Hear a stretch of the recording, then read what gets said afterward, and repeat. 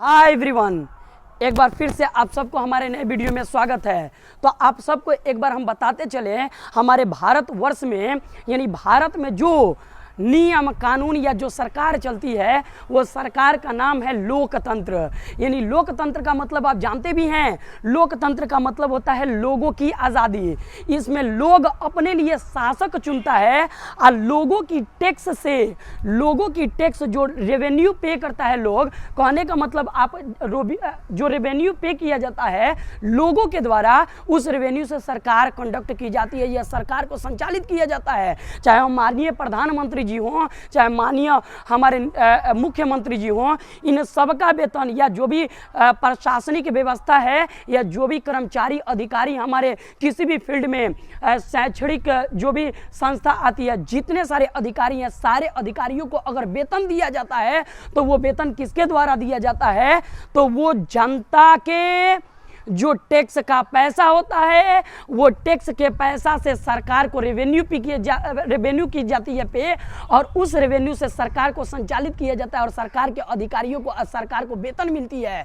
इसका मतलब कि लोकतंत्र के व्यवस्था में सरकार को यदि कोई कंडक्ट करता है, सरकार की कोई वेतन देता है, तो वो जनता के पैसों से सरकार की वेतन दी जाती है। और आज के डेट में लोकतंत्र की सबसे बड़ा विशेषता जानते हैं क्या है? लोकतंत्र की सबसे बड़ा विशेषता ये है और सबसे बड़ा खूबसूरती यह है कि लोगों के पैसा जो होता है उससे सरकार चलाई जाती है। लेकिन यहाँ पर भारतवर्ष में सिस्टम ही उल्टा कर दिया गया है। तमिलनाडु की हम बात बताएं तो तमिलनाडु में आए दिन किसी ना किसी मजदूर को, किसी ना किसी श्रमिक को, दलित को कुचला जा रहा है, मारा जा रहा है। कभी परीक्षण करने गई है हमारे माननीय बिहार के जो सरकार है, माननीय नीतीश कुमार जी कभी परीक्षण करने गए हैं? कभी तहकीकात करने गए हैं? कभी छानबीन करने गए हैं? नहीं ना। तो आपको एक बात हम बता दें, आप लोग खुल करके आइए सामने। रीज़न ये है कि आप लोग के द्वारा ये सरकार को वेतन दी जाती है, नहीं कि सरकार आपको वेतन देता है। कहने का मतलब यह है कि जब आप अपने बचिया का शादी करने जाते हैं तो उस शादी में एक वॉशिंग मशीन खरीदने जाते हैं ना, और साथ साथ एक छोटा मोटा कोनो मशीन खरीदने जाते हैं, यहाँ तक कि कपड़ा ही क्यों ना खरीद लीजिए आप, तो कपड़वा पर या मशीनवा पर, वॉशिंग मशीन हो या रेफ्रिजरेटर हो या कोई भी कूलर वगैरह मशीन जब खरीदने जाते हैं तो उसमें से 2 रुपया या 10 रुपया 10% जानते हैं क्या करना पड़ता है? आपको रेवेन्यू टैक्स पे करना पड़ता है, GST टैक्स पे करना पड़ता है। इसका मतलब जानते हैं क्या है? और वो टैक्स जो होता है आपसे कंपनी वाला लेता है और वो टैक्स को डायरेक्ट कंपनी वाला ट्रांसफर कर देता है, डायरेक्ट कंपनी वाला भेज देता है किस में? तो सरकार के अकाउंट में भेज दिया जाता है। यानी सरकार आपसे डायरेक्ट टैक्स नहीं लेती है, इनडायरेक्ट टैक्स लेती है। यानी कहने का मतलब यह है कि आप जब वॉशिंग मशीन खरीदने जाते हैं तो उस वॉशिंग मशीनवा में जानते हैं क्या होता है? उसमें 10% आप निकाल दीजिए। यानी 15,000 का वॉशिंग मशीन है, 10,000 का वॉशिंग मशीन है, तो आपसे 13,000 रुपया मांगा जाता है, आपसे 12,000 रुपया पैक कराया जाता है।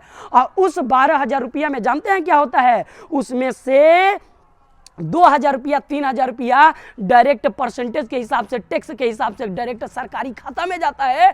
यानी आपके टैक्स से सरकार चलती है, सरकार को यानी वेतन दिया जाता है।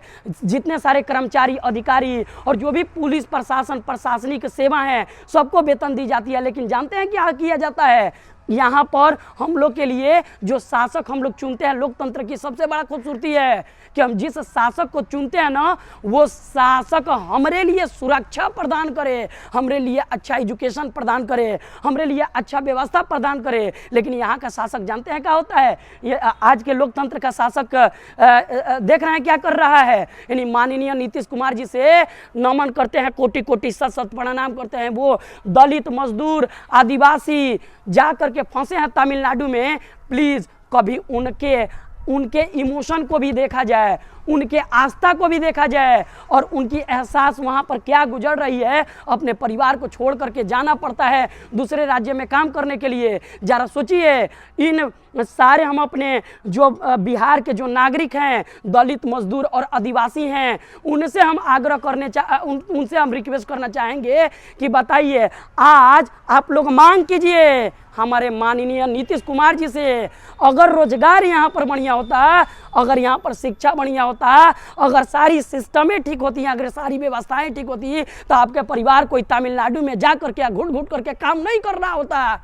इसका मतलब जानते हैं क्या है कि हम लोग की व्यवस्था सही नहीं है। आज चूंकि जब हम लोग की व्यवस्था सही नहीं है तो हम अपील करना चाहेंगे, अब भारतवर्ष के जितने सारे नागरिक हैं, खास करके बिहार के जितने सारे नागरिक हैं, उन सबसे हम अपील करना चाहेंगे, उन सबसे दरख्वास्त करना चाहेंगे और उन सबसे हम गुजारिश करना चाहेंगे कि आप लोग एकजुट हो करके और विरोध प्रदर्शन किया जाए सरकार का। नीतीश जी, माननीय नीतीश कुमार जी को उनसे विरोध प्रदर्शन किया जाए कि कम से कम अच्छा शिक्षा, अच्छा नीति और अच्छी व्यवस्था आपको चाहिए। क्योंकि जानते हैं उनके मुंह में जो रोटियां जाता है ना, उन रोटियां का भी पैसा जानते हैं के पे करता है? वो आप लोग पे करते हैं। आपके टैक्सवा से सरकार चलती है, ना कि सरकार से आप चलते हैं। लोकतंत्र का सबसे बड़ा खूबसूरती ये है। तो आप लोग खुल करके आए और आ करके भैया हम यही कहेंगे कि तमिलनाडु में बहुत सारे श्रमिक को इस पर तहकीकात करना चाहिए हमारे माननीय नीतीश कुमार जी को। क्योंकि देखिए, जब सरकार निरंकुश बन जाता है ना, तो याद रहिए उस सरकार का तख्ता पलट भी किया जाता है। तो निरंकुश सरकार ना बने। लोकतंत्र की सबसे बड़ी खूबसूरती है कि लोगों को खुश रखा जाए, और जब तक लोगों को आप खुश नहीं रखिएगा तो आप भी खुश नहीं रहिएगा। Thank you so much, thanks a lot. Share कर, लाइक कर, सब्सक्राइब कर।